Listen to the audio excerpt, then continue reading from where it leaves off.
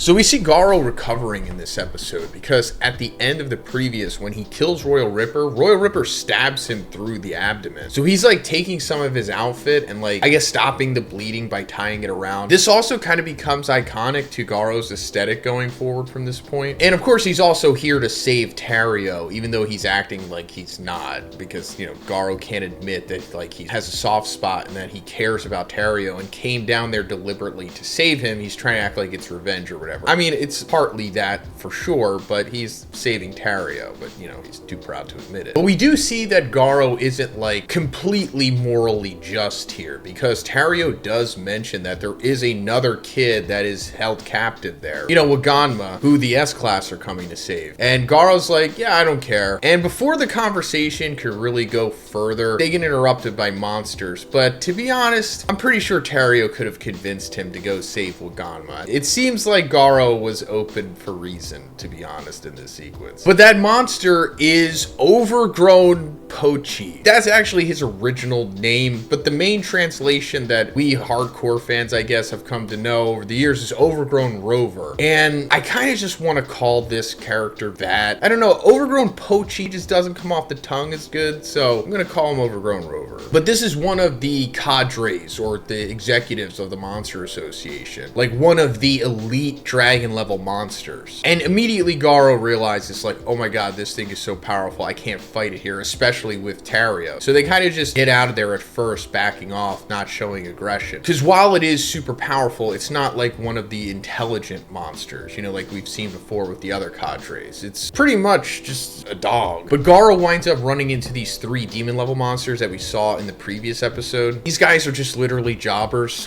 It's to establish that Garo is straight up dragon level for sure at this point in the story. Because Garo himself is like, well, if you guys are demons, then I must be dragon level at this point, right? And while he can't just blitz through these guys instantly, we see that Overgrown Rover who comes back does. Overgrown Rover's like heat blast stuff that he does actually vaporizes these guys, and it's kind of just showing us like, okay, if he's that strong to vaporize a demon, then Garo, who later on in this sequence takes a freaking blast from Overgrown Rover, is able to survive that without being vaporized. It's like, oh, Garo's pretty freaking strong at this point, but he's not necessarily on like the higher end of the cadre level, because all of his attacks don't really do anything to Overgrown Rover. This is actually an incredibly dominant display from one of the monsters in this series, and as I was watching this, I thought about things that I haven't thought in a while, and it's like potential matchups in this series, and it's like, wow, who would actually be able to fight against Overgrown Rover and do well? Like, he's so incredibly overpowered, it's wild. But as he's spamming those heat blasts, we see like the explosions are reverberating to the surface, and this is getting the attention of Saitama, who's just literally chilling.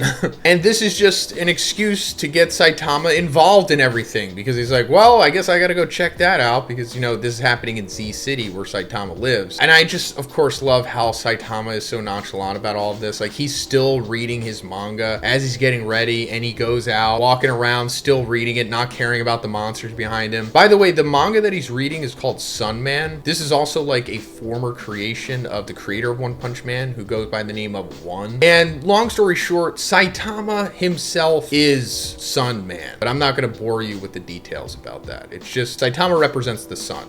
That's pretty much the extent of it. Hey, also guys, real quick, can we please get this video to 3,000 likes? All you gotta do is just grab that phone, hit the like button. It'll help me out so much. I really appreciate it, guys. Thank you. But anyway, Garo survives his fight with Overgrown Rover. He even survives being vaporized to the point where he thought he was gonna die, but he comes back, and I guess it's implied that he gains even more strength through this sequence. Because once he runs into Garo here, Garo reveals the secret to becoming ultra powerful. And I've already talked about this in full detail in my Saitama limiter strength video that I released last week. I'll have it linked at the end of this video. You guys should really check that out if you're interested in like the nuance of the One Punch Man power system and how Saitama became as strong as he is. But essentially what Garo is saying here is that you need to like keep overcoming death. You need to get to the point of where you're about to die, survive, come back, and you're going to keep getting stronger and stronger. And that's essentially how they made Orochi. They kept experimenting on Orochi and putting him through these super near-death situations, bringing him back, and then having his growth accelerate that way, rinse and repeat until he became strong enough to be like the leader of the Monster Association. Which means, of course, Orochi is stronger than Overgrown Overgrown Rover, since, you know, he's the leader and Overgrown Rover isn't. Also, Overgrown Rover's freaking dog. But first, let's talk about our favorite Japanese snack subscription box, and that's Tokyo Treat. Because this month's box is Fuji Fall Snackscape. And this box is filled with Japan's autumn and Mount Fuji inspired treats and snacks. Every Tokyo Treat box also comes with a booklet that explains all of the snacks in the box, as well as Japan and its culture. First, I tried these salt and butter sweet potato chips. I love how incredibly crunchy these things are, and the sweet potatoes go so well with the savory butter. Then I tried the Puku Puku sweet potato taiyaki. I love taiyaki, and these are especially great because they have sweet potato cream inside. Then I tried the melon high chews. These things are bursting with juicy melon flavor, and they essentially are like edible chewing gum.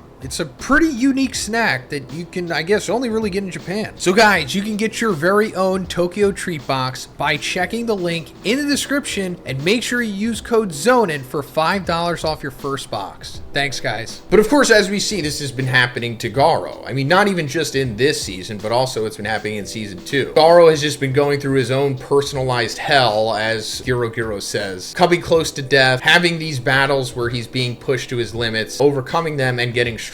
Like at the beginning of season 2, he was like around demon level, and now at this point, he's like around mid-dragon level, possibly. But Garo, of course, wants to like groom Garo into being even stronger than Orochi, because as Garo says multiple times in this episode, he's a genius. And he doesn't mean like, you know, Einstein genius. He's like a physical genius. Like he's ultra athletic. He can pick up anything by just watching it once. And he just has way more inherent talent than most people in existence, I guess. He's like a Michael Jordan, a John Jones, a Floyd Mayweather type, you know. He's even able to overcome Garo's like Esper telekinesis abilities as well. And Garo is a dragon themselves. So of course that means they're calling in the big dog Orochi here. And this is a pretty significant sequence because we're seeing Orochi, the Monster King, leader of the Monster Association, fighting for the first time. This guy has been built up for a while now, and we've been waiting to see like, okay, what's this guy capable of? And he's pretty strong, as we see. I mean, he's pretty stationary because he's so freaking huge, but he definitely has like that final boss level aura to him.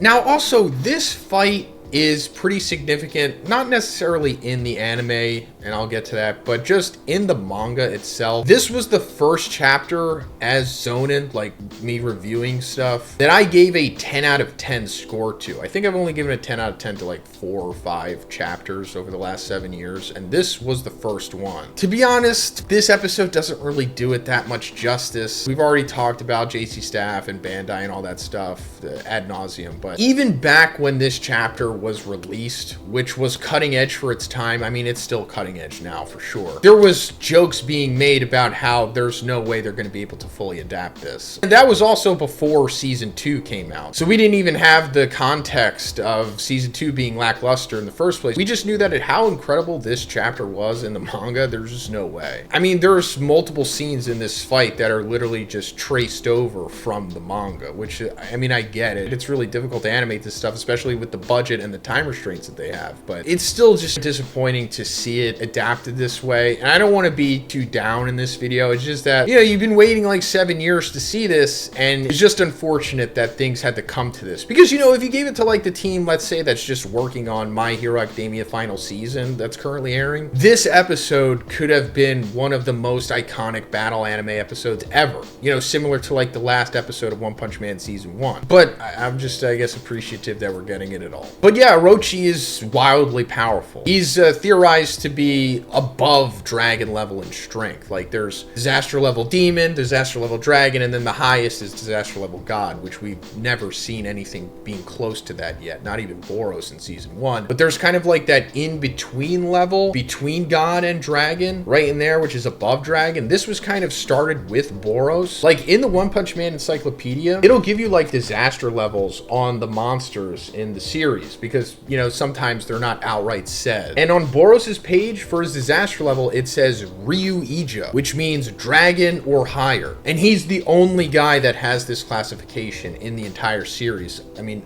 up until, you know, later on. Spoiler, sorry, there's more Ryu Ijos out there. But Orochi is essentially on that dragon or higher or above dragon level in strength. So it's understandable how he performs in this episode with all the crazy transformations and the fire, heat beam stuff. And on top of that, we're seeing that he also is a genius the way that Garo is, because as Garo's like launching his final gambit at the end of the episode and goes into the water stream stance, Orochi just instantly copies it. And Garo's just like, are you kidding me? And Garo says, oh, you thought you were the only genius? Yeah, he can copy stuff too. And this is understandable because we know that Orochi started off as a human, so naturally you'd have to find somebody as talented as Garo or near as talented as him to become as strong as Orochi in the first place. It's not like you could just take anybody and make him that strong. You need to find like a Kobe or a LeBron in the first place, essentially. But as expected, Orochi winds up ambiguously defeating Garo. I was really hoping we get to see like the extended ending sequence of this fight in the anime, because, you know, we don't even really see it in the manga, but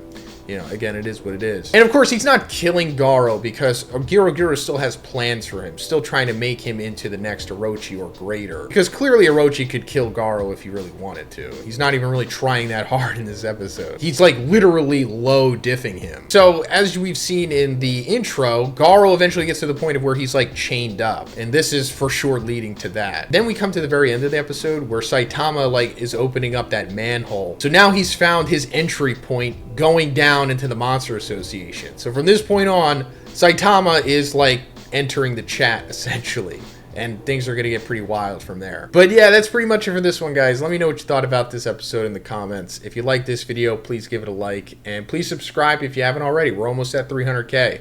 Have a great day. I'll see you in the next one.